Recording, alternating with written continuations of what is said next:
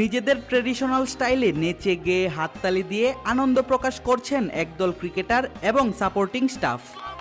Jersey দেখে সহজেই চেনার কথা নয় সেই দলকে, কিংবা উদযাপনে নেই কোনো পরিচিত তারকা ক্রিকেটারও। দলটির নাম উগান্ডা জাতীয় ক্রিকেট দল। যে দেশের নাম শুনলেই চোখের সামনে ভেসে ওঠে যুদ্ধপীড়িত, ক্ষুধার্ত এবং মৌলিক অধিকার বঞ্চিত একদল মানুষ, তাদের দল এটি।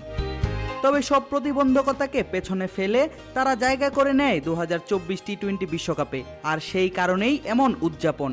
যেই টুর্নামেন্টে খেলবে বিশ্বের নামিদামি সব ক্রিকেটার এবং প্লেয়াররা, সেই টুর্নামেন্টে উগান্ডার মতো দলকে নিয়ে আলোচনা হবে না, সেটা খুবই স্বাভাবিক।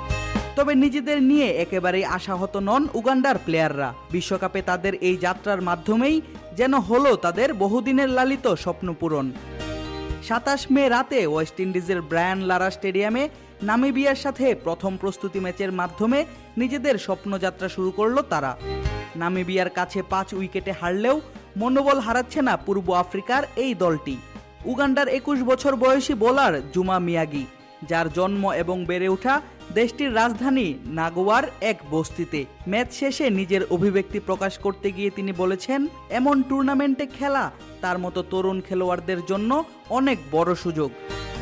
এটা আমার জন্য অনেক বড় কিছু। এই বিশ্বকাপ থেকে আমাদের অনেক প্রত্যাশা। ছোটবেলা থেকে আমি একটি বস্তিতে বেড়ে উঠেছি।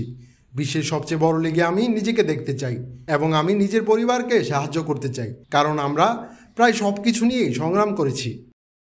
নগদে 500 টাকা বা তার বেশি পেমেন্টে পেতে পারেন ঢাকায় জমিসহ 20 কোটি টাকার পুরস্কার। দলের আরেক অফ স্পিন অলরাউন্ডার ফ্র্যাঙ্ক সুবুগা। 43 বছর বয়সী এই ক্রিকেটার নিজের প্রথম আন্তর্জাতিক ম্যাচ খেলেছিলেন 1997 সালের আইসিসি ট্রফিতে।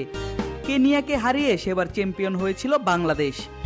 সুবুগা জানান, 27 বছরের দীর্ঘ ক্যারিয়ারে বিশ্বকাপে খেলা ছিল তার কাছে স্বপ্নের মতো। সেই স্বপ্ন হয়েছে সত্যি। 2024 বিশ্বকাপকে সামনে রেখে উগান্ডার প্রধান কোচ হিসেবে যোগ দিয়েছেন ভারতীয় সাবেক প্রথম শ্রেণীর ক্রিকেটার অভয় শর্মা। দায়িত্ব পাওয়ার পরপরই বলেছিলেন, নিজের অভিজ্ঞতা দিয়ে উগান্ডা দলকে নিয়ে ধাপে ধাপে কাজ করছেন তিনি। আমরা আমাদের স্কিল এবং মানসিক দিক বিবেচনা করে কাজ করছি।